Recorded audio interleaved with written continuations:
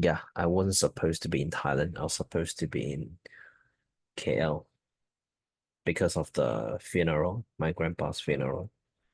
So I actually participated on the day 1 funeral and I have to come to Thailand. So it's not, it's a little sad, honestly, but it's okay.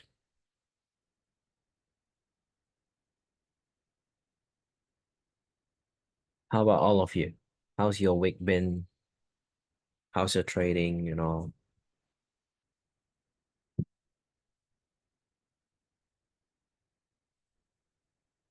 Hey, Benjamin, Edwin, Jonas, Horace, James, Jasper, JC, Jeffrey, Jeremy, George, Mindrung, uh, uh, Ed, who's on the video? Is it Edwin's on the video taking a cigarette? Let me stop his video. I saw Edwin's on the video taking his cigarette. Oh my goodness.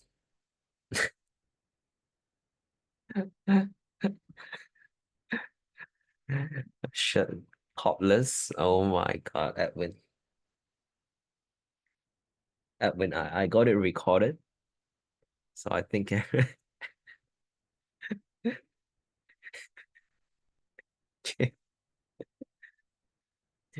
Edwin is like a typical Hong Kong people, right? Horace.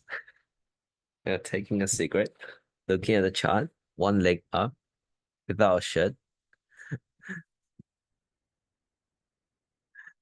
So Vincent say it must be a stressful week. Yeah, of course. Yeah.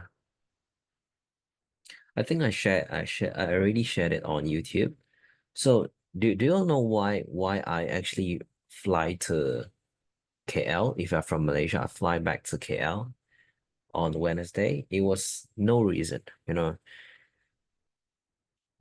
on Tuesday night, I just had a very strong feeling that something's going to happen to my grandpa. Then on Wednesday morning when I woke up, I just had the sixth sense, do you call it? That I have to go back right now. So Wednesday when I woke up, I just booked a flight ticket, and in the afternoon I just fly back to KL, and I went straight to the hospital. So I was carrying my backpack straight to hospital, not even my hotel. And then when I arrived in the hospital, I was like, oh, he's okay. I met with him. Everything's okay. Then after I left the hospital, like 1 hour later, then I received a call from the hospital say that he passed away. They didn't say he passed away. Sometimes they are trying not to make you negative. So they just tell you, hey, you have to come back to the hospital right now. So when I went back to hospital, he's covered. So basically means he passed away. So I'm still, it's not all sad, to be honest. At least I get to see him, one final time. So yeah, it was a very impromptu decision to fly back to KL, but it was still unexpected.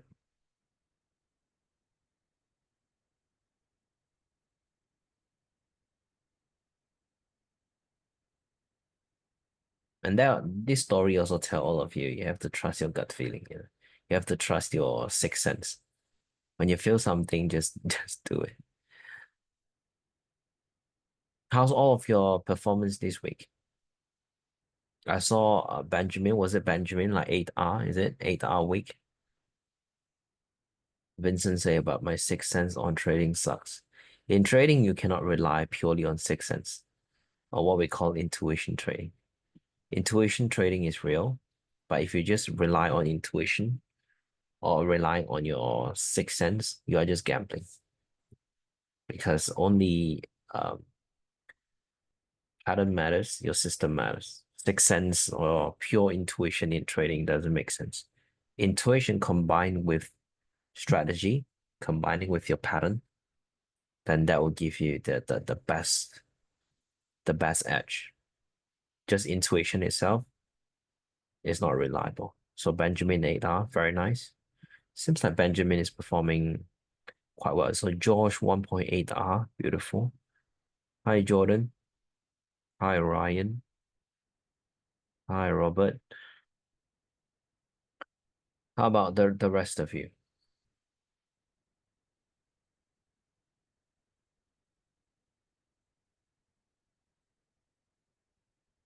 Jasper 7R.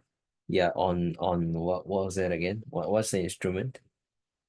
I know it took a crazy runner on yeah the nest. Yeah, it's crazy. How about Horace? Jonas 2R and 1BE.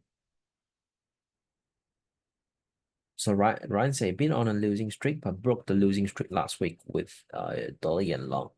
Once you broke your losing streak, make sure you focus more. Yeah, that's what I can say. Because a lot of time wins come in a row as well. So yeah, still in a drawdown. Me too. I'm in a drawdown as well. In September, I'm still in a drawdown, but it's not a big deal. It's not a big deal.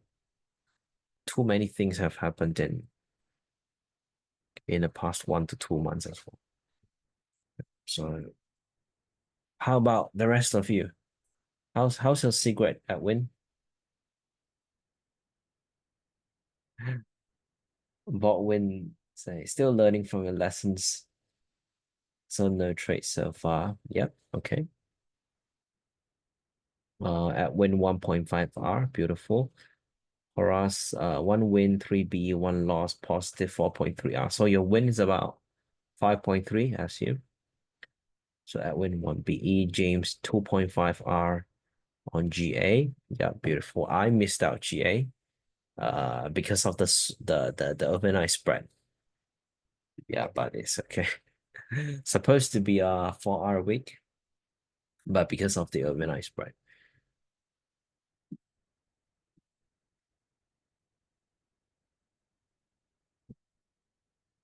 Fine.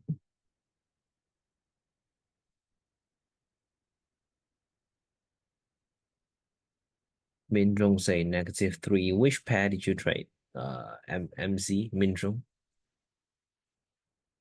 -3. Which pair did you trade?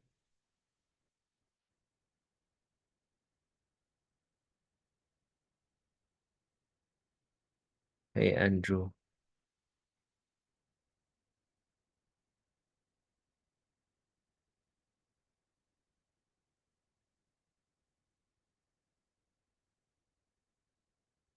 Wait, why do I feel like it's my first time seeing Andrew?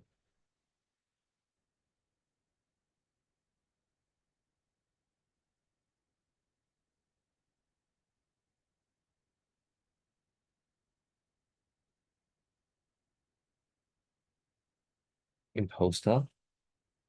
What's your Telegram name, Andrew? Oh, Andor. Okay, sorry, not imposter. Not an imposter, Jeff. Sorry. He's been here for a long time. For 2 months, I think. GA and GJ. How do you lose 3R on GA?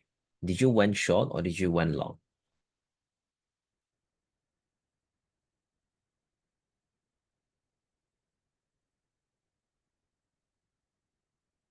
So anyway, let's break down the market. Let's break down the market. So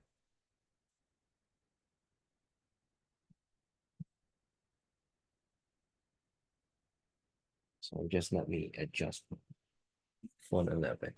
So news-wise, this week is still okay. I will say it's quite a peaceful week to trade. Not many news affecting us. Only one dollar PMI or Joe's job openings. Apart from that, um, Friday unemployment rate, but Friday New York session, it doesn't affect much as well. So let's break down the DXY. So DXY is still on a heavy downtrend. My expectation was wrong. But again, expectation slash prediction will never be accurate because previously I said that if the XY show multiple rejection at this 100.80, maybe we might see a pullback into 102.59, but it didn't. Seems like it's still squeezing lower. So just know that overall DXY is still very bearish, and that's the only thing we can conclude here. JPYX gaining strength, testing that 747 support. So this week, the market could be offering some opportunity for us to short the yens. Because JPYX still looking very bullish from a short to midterm perspective, especially since the way that price rejected this 747 support. So if you look at majority of the yen pairs, Friday, most of them had a rather unexpected sell-off, and it was very aggressive. If you look at the size of the candle, see that? It's about 560, 70 pips. So the volatility on the yens are still, as usual for the past few months, extremely high. It's not common to see such an aggressive candle. So while we're seeing all of these volatility expansion on the yens, when you're trading them, just make sure please don't have a tight stops. Because one of our members, while I was doing review, he's been trading, he traded very heavily on the yens and also on gold. But the problem was he went into a deep losing streak because he just keep getting stopped out nonstop on the yens and on gold. You know, the yens and gold, these are two pairs that have been experiencing a very high volatility for the past couple of months. Gold, we all know, is ripping all-time high volatility as usual. The yens as well, extremely volatile, you see. On late July all the way to early August, we literally dropped for over 1.9k pips, 1,900 pips within the span of 5 days. So if let's say if we look at the price action on JPYX, we are reacting so aggressively, bounced off this 747. Will it be surprised to see another heavy meltdown on the yens? I wouldn't be surprised to see so. So for those of you, if you love to trade yens, I believe this week, market may offer some really good opportunity for you to go short. But of course, we have to stick to our pattern. So pound yen, the only entry that I can see, or is it the only two entries that I can see is 191.85 or 193.22. So pound yen is going to be one of the things that I'm focusing on this week. If you look at Aussie yen on the daily chart, market is similarly offering a potential continuation setup. It's a bearish continuation setup. So if you look at Aussie yen, this 98.48 area is a significant resistance, which means if we do see price continue holding under this area, there is some potential for us to look for some short-term sell. So Aussie yen, very similar to pound yen. Euro yen is something that I am not so interested because price position wise is not as beautiful as pound yen and Aussie yen. Because pound yen, we are still, the price position is decent. We are still near, and we're still pretty close to the nearest resistance area, which is what I say, 191.85 or 193.22. But if you look at Euro yen, the way we just rejected the prior high at 162.78, and we literally just melted for close to 400 pips. So out of all the yens, I would prefer to stay out of Euro yen, mainly because of the price position. So these are two pairs that I'll be monitoring very closely this week, especially when it confluences with the price section on the yen index as well. Really aggressive bounce. Apart from that, all of the dollar pairs, I'm still not interested to trade them, mainly because of how price has been holding and it's been slowing down. Or you might even call it exhaustions. Yeah. So it's very slow. If we look at the daily pound dollar, it's not slow, it's pretty fast. but it's just far away from our POI. If I were to go long on GU, it would be either 132.59 or 131.53. So I'm not really interested to look at pound dollar, euro dollar, Aussie dollar. If price does pull back into 0.6828, I would be interested to go long as well. But so far, still a waiting game, not much opportunity. Pound Aussie, I think on Friday, it was Benjamin that called a potential short around 194.80 area, right? Was it you, Benjamin? I think it was Benjamin. Did you held on to your short? Did you held into a short? Or did you close out for BE or anything? I was waiting for a potential pullback into 194.95. It was a limit order as well. If you look at GA, just clean price action. Just unfortunately, I got trailed out. Sorry, not trailed out. I got slipped out if you look at my positions. So this week I took two positions on pound Aussie. The first one got trailed out for 0.88 R. Price then melted all the way down. So price action wise, it's pretty simple. So market is on a downtrend. And well, if I put on a replay, I was essentially trading this TPF formation here, expecting a bearish continuation scenario. So we had some great sell-off at the beginning, but we just rejected a very minor support area, reverse all the way back, go back to test that price swing high at 195.65, then continue melted all the way down. But again, if I did not trail stops on this position, it would have been a stop loss. So anyway, 0.88 R just says about 1 R.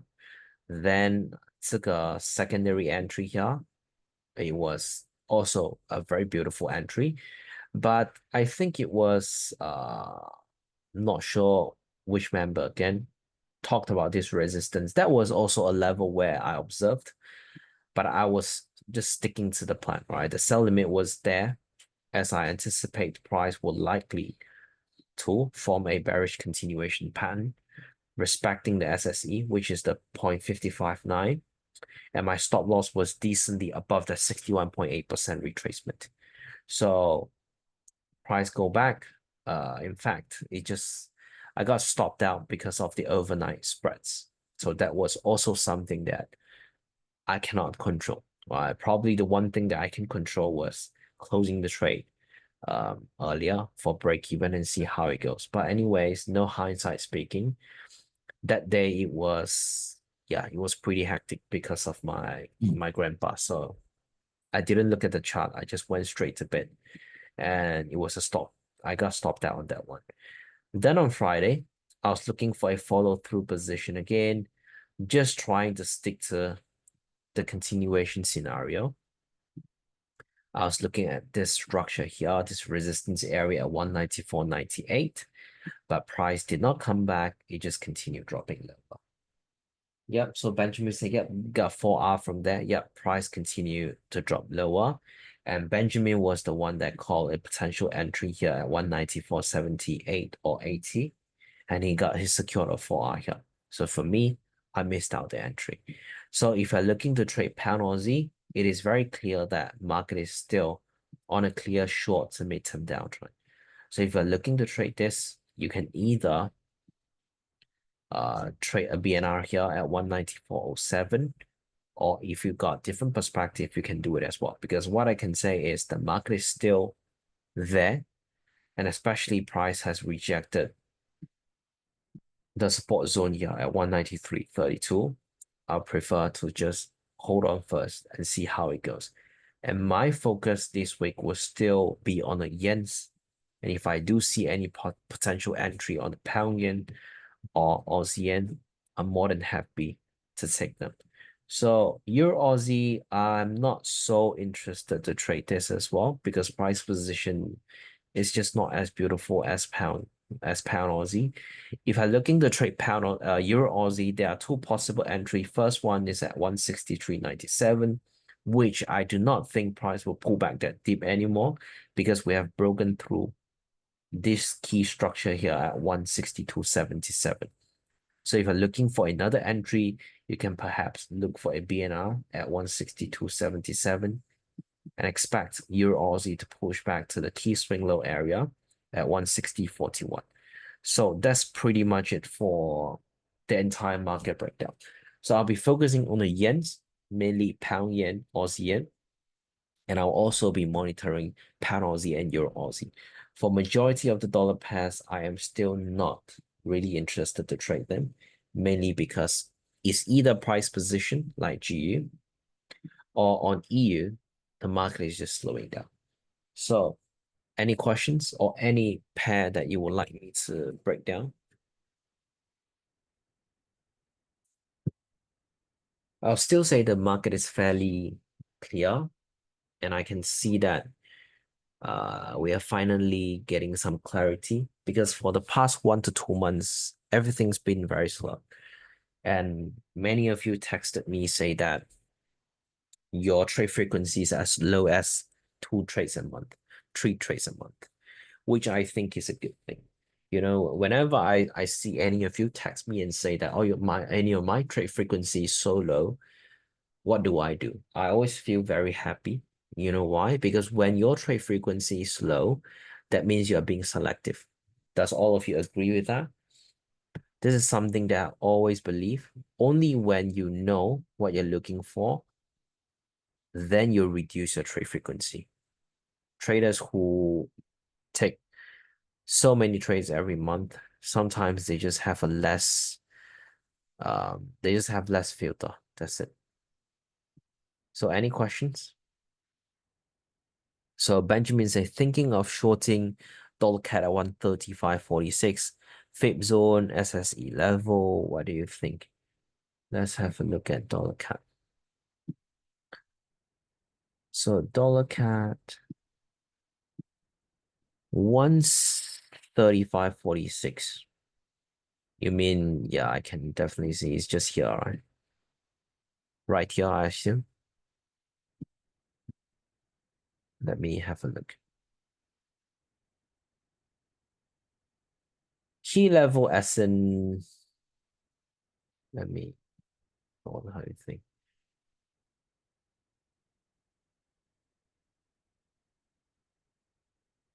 You mean this area, Benjamin? Yep. Then yeah, makes sense. Makes sense. And seems like it's pretty straightforward as well. Let me have a look a little bit.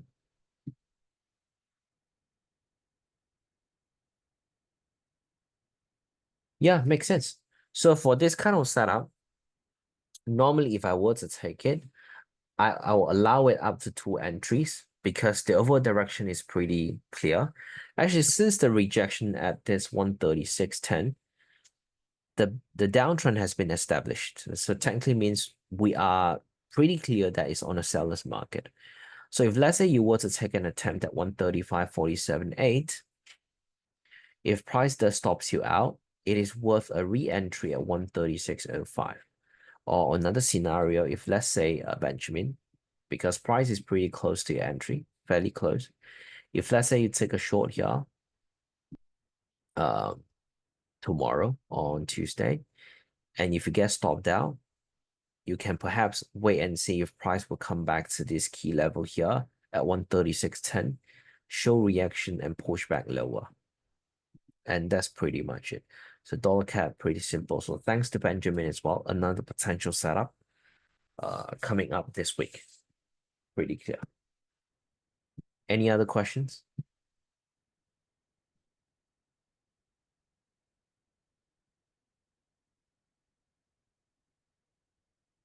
Take a picture.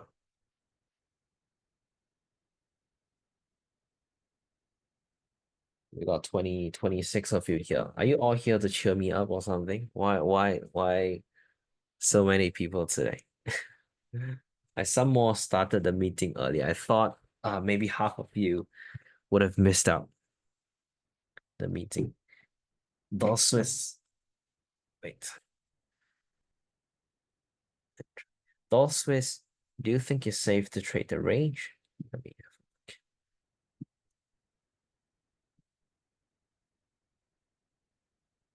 trading a range as in you want to buy support, is it? I don't think so. Yeah. Aggressively trying to go long on a heavy downtrend, even if I think the market is on a range, it's just not something that aligns to my trading plan because the probability is just low. Unless again, unless Benjamin, unless you start seeing price. So we have a low here. I'll just assume we have a low here at 0.84.32. And we have a mini high here at 0.8534. Unless I see a reaction at the low and a break through the high, then I'll always use a TPF to go long. Otherwise, to me, it's just too aggressive. I don't do things like that. I can, but I just risk a little bit less. So, all right, when this kind of setup appears to my grading system, it naturally goes to B setup because the amount of evidence is just less confirmation. All right. Market direction is a key thing as well. So it seems like market is squeezing lower. So we'll see. If you see a break above 0.8532, then why not give it an attempt? But aggressively to go long at this kind of support, just not my style. Any more question?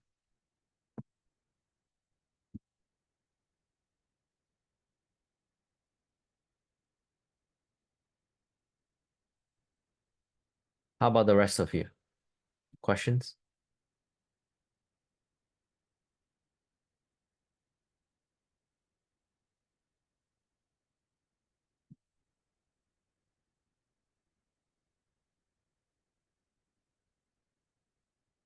All good for Josh?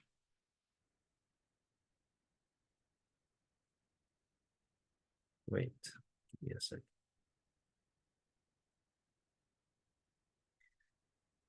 And I still want to say this before we end the meeting. Just give me a second. You know why I always take a picture? It's because I keep them in my album. It's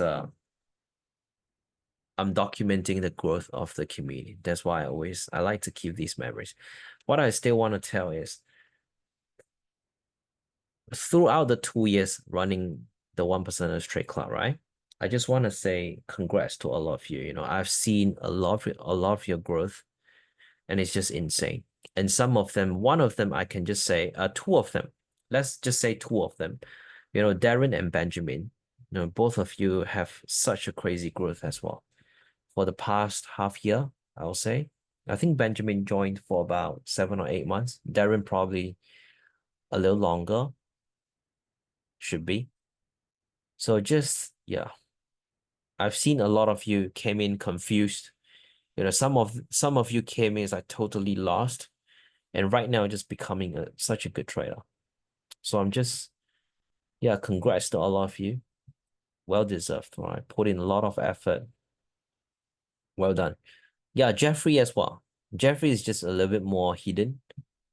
When you ask Jeffrey for his journal, he's always I didn't do my journal. I'm busy. Jeffrey is a little bit more hidden. But thanks Nia for your patience and Darren constant scoldings. Yeah. Oh, JL is here as well. I didn't notice JL is here. Normally you have the capital JL. Today is small capital. Yeah, JL of course, another senior here as well. JL's getting busy lately, so it's hard to see JL in our meeting anymore. But anyway, uh, thanks to all of you for joining the session, and let's crush next week or this week. All right, bye bye.